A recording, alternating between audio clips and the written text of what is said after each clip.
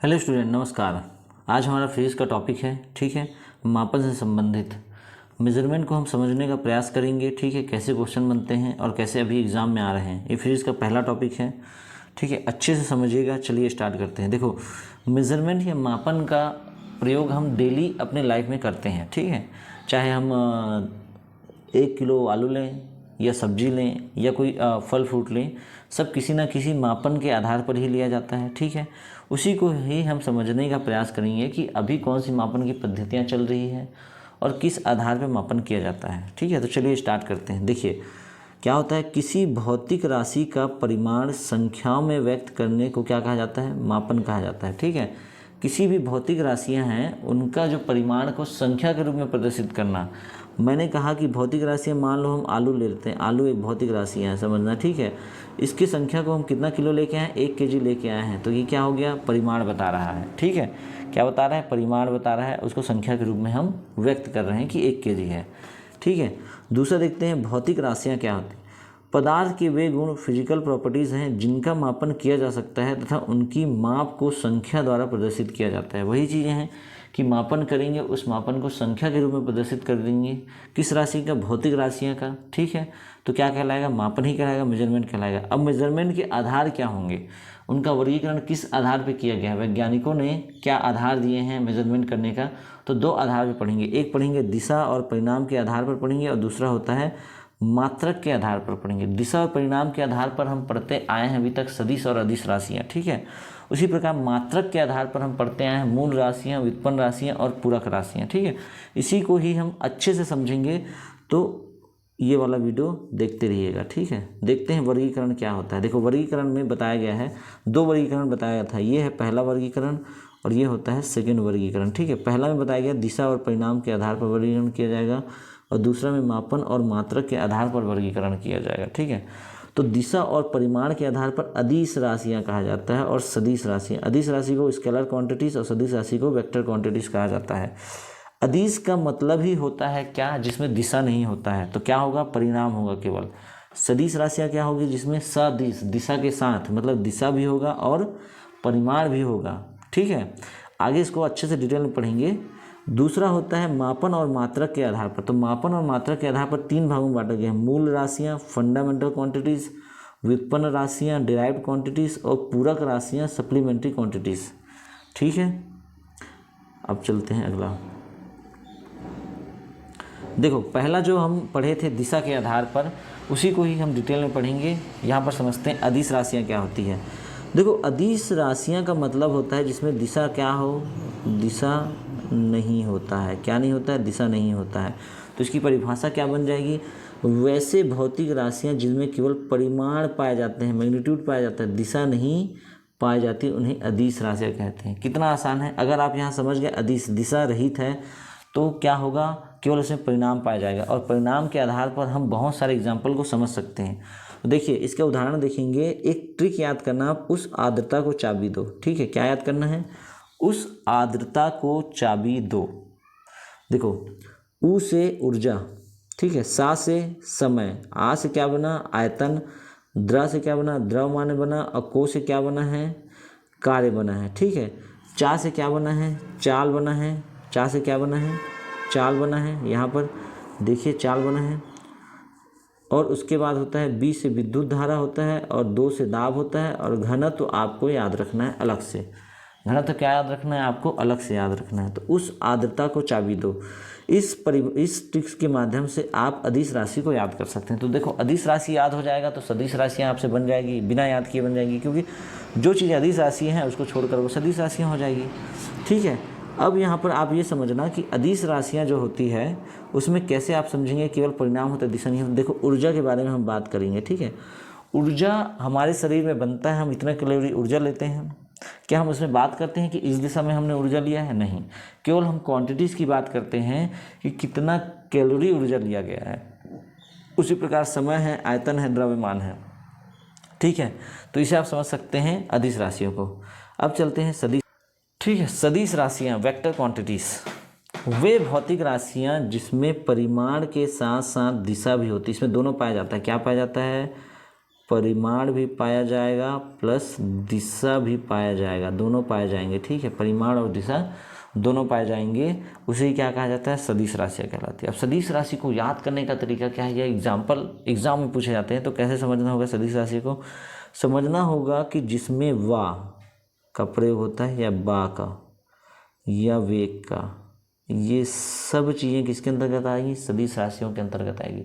तो सदिश राशियों को ऐसे समझ सकते हैं जिसमें परिणाम और दिशा दोनों होगी, तो उसके पास पावर ज़्यादा होगा, शक्ति ज़्यादा होगा, बल ज़्यादा होगा। तो जितने बल वाले शब्द हैं वो भी सदिश राशियों में आएंगे। जैसे क्या होंगे? बल, उत्प्लावन बल, गुरुत्वाकर्षण बल, बलाघूर्ण और भार, ये सब किस में आएंगे? सदिश राशियों में आएंगे। फिर बोला था वा से शुरू होने वाले वेग, आवेग, संवेग, विस्थापन, घर्षण, ठीक है, त्वरण, कोणीय वेग, ये सारी चीज़। और देखो चुंबकीय तीव्रता और विद्युत तीव्रता कैसे याद करना है? यदि उसके पास बल है, ताकत है, उसके पास वेग है, गति है, तो उसके पास तीव्रता भी तो होगा। इसलिए चुंबकीय तीव्रता और विद्युत तीव्रता आप ऐसे लिंक करके याद कर सकते हैं ताकि आप भूलें ना। तो सदिश राशि क्या होगा? जिसमें वा दिखाई देता है, बल होता है, क्योंकि उसमें परिणाम और दिशा दोनों होते हैं। इस प्रकार से आप इसके एग्जाम्पल को क्या कर सकते हैं? याद कर सकते हैं। ठीक है, सदिश राशियाँ। अब आते हैं मापन और मात्रक के आधार पर कितने भागों में बांटा गया है और क्या क्या चीज़ें हैं। तो देखो मापन और मात्रक के आधार पर 3 भागों में बांटा गया है। पहला जो भाग है मूल राशियाँ या मूल मात्रा, जिसको फंडामेंटल यूनिट्स कहते हैं। देखो मूल का मतलब ही होता है वो स्वतंत्र होना, अपनी उत्पत्ति ही स्वतंत्रता से हुई है, मूल मात्रक कहलाते हैं। किसी का आधार या किसी की सहायता की आवश्यकता नहीं होती, ये क्या होते हैं? स्वतंत्र उत्पन्न होते हैं, क्या कहलाते हैं? मूल मात्रक कहलाते हैं। इनकी संख्या 7 है, इसको आपको याद रखना है। क्या है इनकी संख्या? 7 है।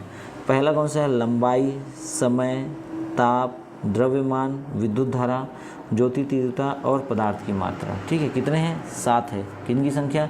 मूल मात्रकों की संख्या कितनी है? 7 है। दूसरा देखते हैं हम लोग व्युत्पन्न मात्रक, जिसको क्या कहा जाता है? Derived unit.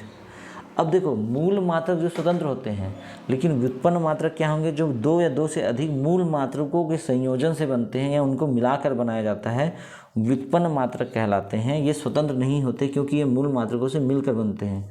ठीक है, इसीलिए क्या होता है? स्वतंत्र नहीं होते। ये देखो एग्जाम्पल, चाल। चाल किससे मिलकर बना है? चाल की बात करें तो दूरी बटे समय से मिलकर बना है। दूरी बटे समय से मिलकर बना है, 2 चीज़ों से मिलकर बना है। तो देखो मूल मात्रक में क्या आता है? लंबाई आता है, जिसको दूरी से मापते हैं, समय इससे मापते हैं। तो 2 मूल मात्रकों से क्या होकर बना है? चाल बना हुआ है। ठीक है, क्षेत्रफल भी क्या आता है? लंबाई गुणित चौड़ाई। किस में आता है? क्षेत्रफल भी लंबाई गुणित चौड़ाई, 2 मूल मात्रकों से मिलकर बना है। ठीक है, ये सब चीज़ों से क्या होता है? आप समझ सकते हैं कि व्युत्पन्न मात्रक 2 मूल मात्रकों से मिलकर बने हुए हैं। तीसरा आता है पूरक राशियाँ। मूल मात्रक और व्युत्पन्न मात्रक दोनों से ही अलग व्यवहार रखते हैं, उसे पूरक राशि कहते हैं। वे मात्राएं मूल मात्राओं और व्युत्पन्न मात्राओं से किसी में भी नहीं आते, उन्हें पूरक मात्रा कहते हैं। उदाहरण जो समतल कोण, ठोस कोण, वृत्त और गोले और ज्यामितीय मात्राएं। देखो हम समतल कोण, जितने भी हम कोण उसमें पढ़े हैं, किस में पढ़े हैं? स्कूल में जो चांदा वांदा से बनाते हैं वो सब समतल कोण कहलाते हैं। ठीक है, ठोस कोण भी पढ़े हैं। ठीक है, वृत्त और गोले के बारे में हमने पढ़े हैं। वो सब चीज़ें, उसे जो नापने के लिए जिस राशि का प्रयोग किया जाता है उसे पूरक राशियाँ कहते हैं। ठीक है, यहाँ तक आप समझ गए होंगे। ठीक है, अब अगला चलते हैं मापन की पद्धतियाँ, यूनिट। किस पद्धति का उपयोग हम करते हैं आज के समय में, इसे हम जानेंगे। ठीक है, देखो मोस्टली मापन की पद्धतियाँ की शुरुआती से अगर देखें तो 4 पद्धतियाँ हमें दिखाई देती हैं। कौन कौन सी पद्धतियाँ? पहला होता है CGS पद्धतियाँ। CGS कहने का मतलब होता है C से सेंटीमीटर, G से ग्राम और S से सेकेंड, सेंटीमीटर ग्राम सेकेंड पद्धति कहा जाता है।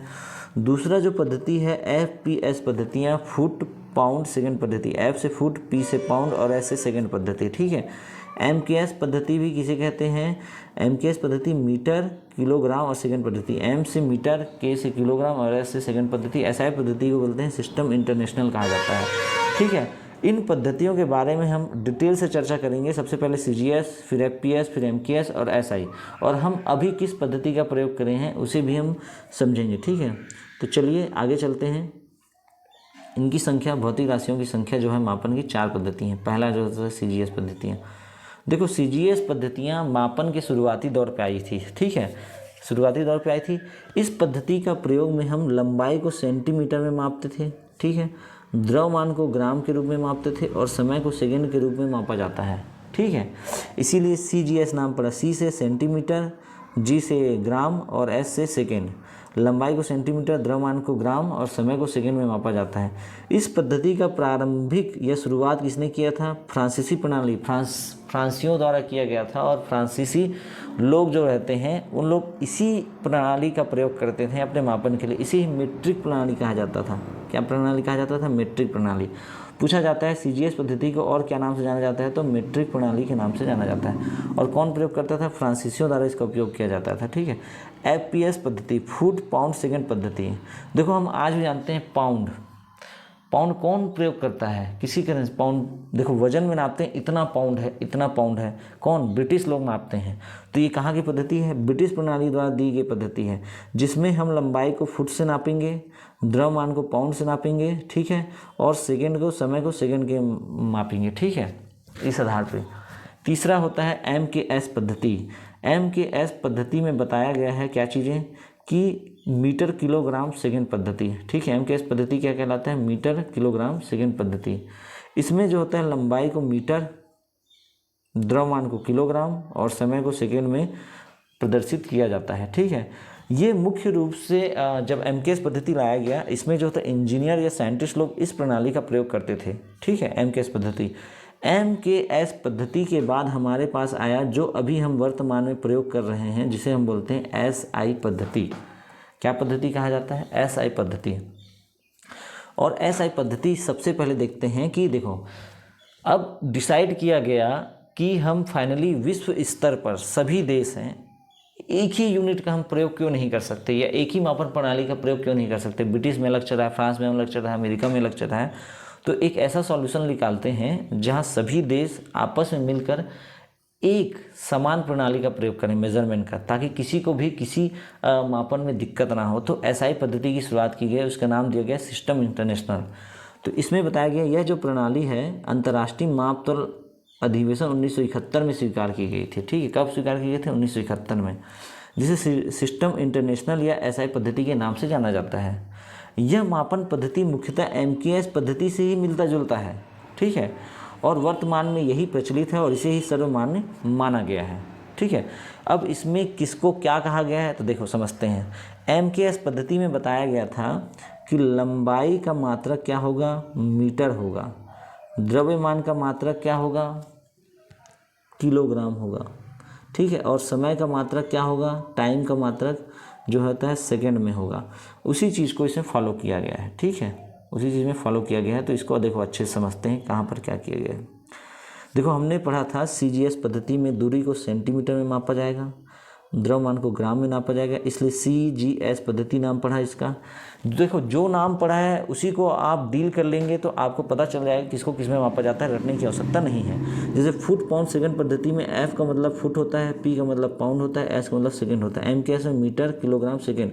और इसी को ही स्वीकार किया गया है SI पद्धति में कि फाइनली हम दूरी को या लंबाई को मीटर में मापेंगे, द्रव्यमान को किलोग्राम में मापेंगे, सेकंड को, समय को किस में मापेंगे? सेकंड में। देखो अब हम मानते हैं कि हमको यहाँ से यहाँ दूरी तय करना है, तो सबसे छोटा यूनिट मीटर में मापा जाता है कि हम 100 मीटर का दौड़ कर रहे हैं, 200 मीटर हमको चलना है, ठीक है। सारी चीज आज भी हम द्रव्यमान को केजी में मापते हैं, ठीक है। देखना केजी में कैसे मापते हैं द्रव्यमान को। 1 किलो आलू हो गया, 2 किलो प्याज, किसे मापे? केजी में ही तो मापे ना, ठीक है।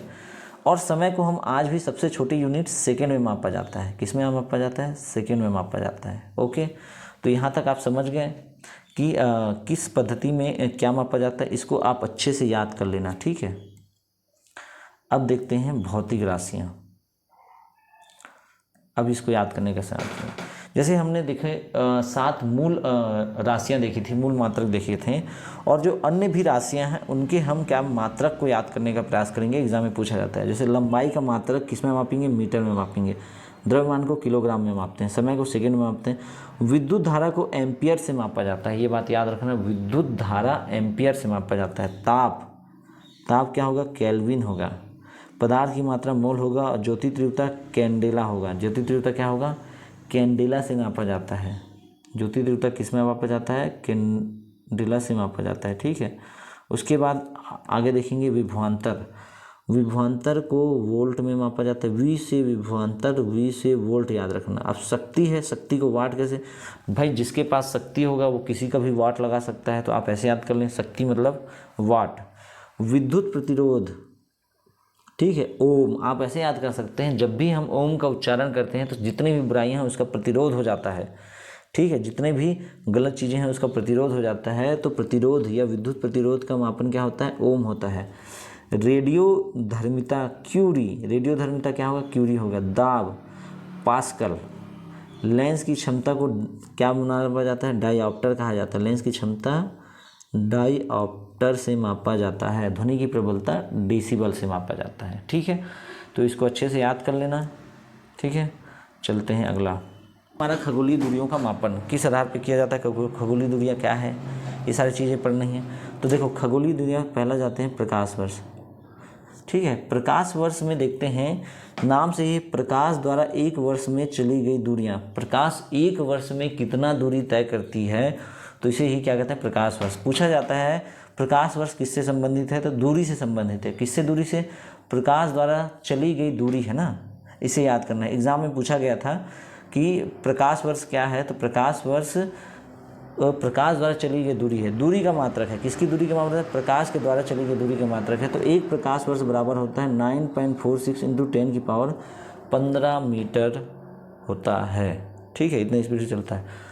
खगोल वर्ष किसे कहते हैं? खगोल वर्ष होता है सूर्य तथा पृथ्वी के बीच की औसत दूरी, मतलब सूर्य और पृथ्वी के बीच की औसत दूरी एक वर्ष में कितनी होती है उसे ही करते हैं। तो एक खगोल इकाई बराबर होता है 1.5 × 10 की पावर 11 मीटर होता है। पार्सेक, यह दूरी मापने का सबसे बड़ा इकाई है, ठीक है। यदि हमें जितना भी बड़ा दूरी हमको मापना है, सबसे बड़ी इकाई अगर माने तो पार्सेक ही कहलाती है, सबसे बड़ी इकाई, ठीक है। इसका जो इकाई का मात्रक है 3.26 × 10 की पावर 16 मीटर होता है, ठीक है। उसके बाद आते हैं प्रकाश की गति। देखो प्रकाश किस गति से चलती है, प्रकाश की चाल क्या है। आप हैरान हो जाएंगे कि 3 लाख किलोमीटर पर सेकेंड, एक सेकेंड में वह 3 लाख किलोमीटर तय करता है। कितना तय करता है? एक सेकेंड में 3 लाख किलोमीटर तय करता है, ठीक है। प्रकाश की गति, इसको याद रखना है। अब इसको लिख कैसे सकते हैं? देखो 3 × 10 की पावर 5 किलोमीटर पर सेकेंड तो भी वही होगा, 3 × 10 की पावर 8 मीटर पर सेकेंड तो भी वही होगा, ठीक है। अब देखते हैं विमाएं। देखो विमान के बारे में जो अगला टॉपिक आएगा उसके बारे में हम डिटेल विमा परिवर्तन करना फार्मूला में दिया गया है, उसको विमा में कैसे परिवर्तन करेंगे इसको हम अच्छे से पढ़ेंगे। आज हम बेसिक चीज़ जानते हैं विमाओं के बारे में। देखो विमा में कहा जाता है कि भौतिक राशियों के प्रतीकों, जो भी भौतिक राशि प्रतीकों संकेतों को घातों को ही उस राशि की विमा कहते हैं। इसका मतलब समझना कि कोई भौतिक राशियाँ उसके कोई प्रतीक होंगे। भौतिक राशियाँ मान लो लंबाई है, लंबाई को हम लेंथ मानते हैं, एल हो गया, ये भौतिक राशियाँ हो गया, ये क्या हो गया? प्रतीक, ये संकेत हो गया। कि घातों को ही उस राशि की विमा कहते हैं। अब इसका कोई घात होगा, जान लो लंबाई है तो केवल एल होगा, ठीक है। 2 ठो लंबाई हो जाएगा तो क्या हो जाएगा? 2 ठो एल हो जाएगा तो एल स्क्वायर। इसी घातों को ही प्रदर्शित करना क्या कहलाता है? विमाएँ कहलाती हैं, ठीक है। क्या कहलाती हैं? विमाएँ कहलाती हैं। देखते हैं तो लंबाई की विमाएँ हमेशा याद रखना एल होगा, लंबाई का लेंथ माना जाता है, इसलिए लंबाई को एल से प्रदर्शित करते हैं, ठीक है। अब देखो द्रव्यमान की विमाएँ क्या होगी? एम होगी। द्रव्यमान की विमाएँ क्या होगी? एम होगी। समय की विमाएँ क्या होगी? टी, जिसको टाइम कहा जाता है, ठीक है। तो ये 3 विमाएँ हैं, इस 3 विमा से ही सारा चीज़ बनेगा। और चौथा चीज़ है विद्युत धारा की विमा, जिसको आई से ही प्रदर्शित करते हैं, ये आई है। मोस्टली हम 3 विमाएँ सबसे ज़्यादा प्रयोग करने वाले हैं, ठीक है। एल, एम, टी, ठीक है, ये सबसे ज़्यादा विमाएँ होंगी। एल किसका है? लंबाई का है, एम द्रव्यमान का है और टी किसका है? समय का है, ठीक है। विद्युत धारा की विमाएँ भी आपको याद करना है, क्या होगा? आई होगा, ठीक है। अब देखते हैं एग्जाम्पल के तौर पे विमाएँ बनाते कैसे हैं, ठीक है। ये डायमेंशन कैसे निकाला जाता है। देखो यहाँ पर दिया गया वेग, वेग की परिभाषा होती है विस्थापन बटे समय। विस्थापन बटे समय, विस्थापन मतलब क्या होता है? वही चीज़ है, दूरी और विस्थापन का जब हम डिटेल से पढ़ेंगे कि दोनों में अंतर क्या है, तब समझेंगे विस्थापन, और जो अगला हमारा टॉपिक आएगा उसमें हम समझेंगे। अभी इतना समझ लो, विस्थापन क्या है, दूरी जैसा ही है। किसके जैसा है, दूरी जैसा ही है। किसी डिस्टेंस को ही हमको तय करना है, वही विस्थापन कहलाता है। तो भाई हम डिस्टेंस मतलब दूरी जा रहे हैं, दूरी को हम किससे मापते हैं, लंबाई से मापते हैं। किससे मापते हैं, लंबाई से मापते हैं। और इसका विमाय क्या होती है, एल। ये हो गया एल, हो गया। समय हम किससे मापते हैं, समय को हम मानते हैं टाइम से। तो टाइम मतलब समय सेकेंड में मापते हैं, और सेकेंड को किससे किया जाता है, टाइम से। टी इसका विमाय लिखते हैं। तो क्या आ गया हमारे पास, एल और टी। अब ये देखना है कि दोनों बटे में एल ऊपर होगा, क्योंकि विस्थापन का विमाय क्या हो जाएगी, एल हो जाएगी, और समय का क्या हो जाएगा, टी हो जाएगा। हम इसको लिख कैसे सकते हैं, तो लिख ऐसे सकते हैं कि एल ऊपर है, टी, देखो एल में टी को अगर ऊपर लाएंगे तो टी के पावर -1 है, 1 है, तो ऊपर आके क्या हो जाएगा, -1 हो जाएगा। तो एल टी -1 इसका क्या बन जाएगा, विमाय बनाएंगे। ऐसे ही है, हम और चीज़ों का निकालेंगे। जैसे एग्जांपल के तौर पे पढ़ते हैं क्षेत्रफल। क्षेत्रफल की विमाय क्या हो, क्षेत्रफल की फार्मूला होता है लंबाई गुणित चौड़ाई होता है। ठीक है, ये चीज़ें दी होती है, लंबाई गुणित चौड़ाई। अब लंबाई को ही हम मापते हैं किसमें, लंबाई का विमाय क्या हो गया, एल, एल होगा, और चौड़ाई का भी क्या हो जाएगा, एल। इसको भी तो मापेंगे भाई, उसी की लंबाई। इसका क्या हो जाएगा, एल स्क्वायर, एल स्क्वायर हो गया। तो ये क्या हो जाएगा, विमाय हो गया। तो अब इसको लिखेंगे कैसे, एम 0 है, एल स्क्वायर है, टी भी 0 है, तो ये क्या हो जाएगा, इसकी विमाय हो जाएंगी। इस प्रकार से निकालेंगे। तो सबसे पहले विमाय याद करने के लिए आपको याद होना चाहिए उनके फार्मूले। कि क्षेत्रफल का फार्मूला क्या होता है, लंबाई गुणित चौड़ाई सूत्र जो है। वेग का फार्मूला क्या होता है, चाल का क्या होता है, दूरी बटे समय।